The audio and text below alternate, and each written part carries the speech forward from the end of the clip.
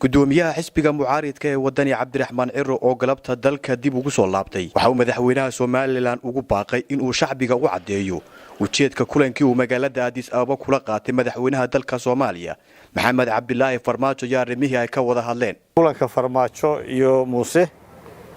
anagu kulli qayb ka baan ahayn waxa waajibku yahay saaran madaxweynaha inuu shacbigiisa si daahfuran uga warramo arintaas waxa mowqifka axzaabta qarankuna yahay arinta ku saabsan wada hadalka Soomaaliya iyo Somaliland in arintaasi tala qaran laga yeesho axzaabtu qayb ka yihiin dhammaan deegaanada jamhuuriyadda Somaliland ay qayb ka yihiin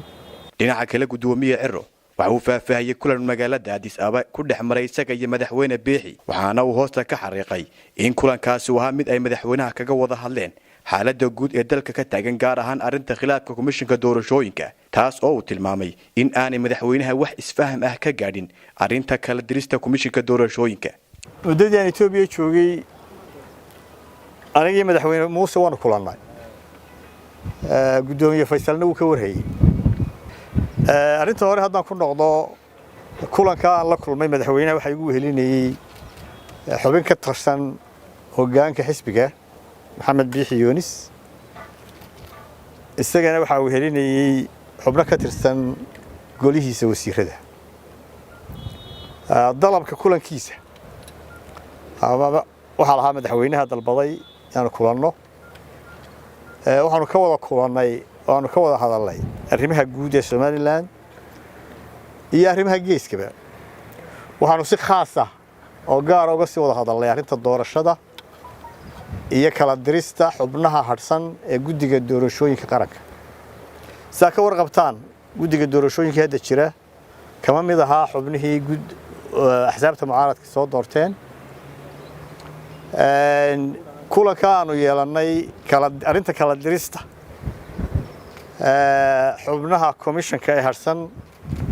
isfaham kamaanaan gaadhin aniga iyo madaxweynuhu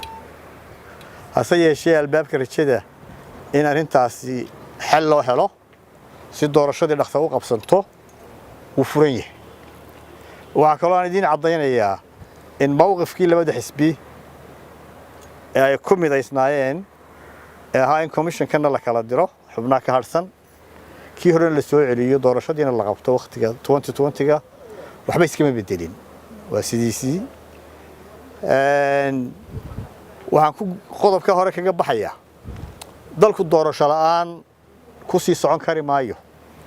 Soomaaliland doorasho la'aan ku sii jiri kari mayso aniguna ma sii joogi karo doorasho la'aan Muuse ma joogayo doorasho la'aan guusha doorashada in la qabto madaxweynaha yeelan doona guul darrada doorashada in la qaban waayana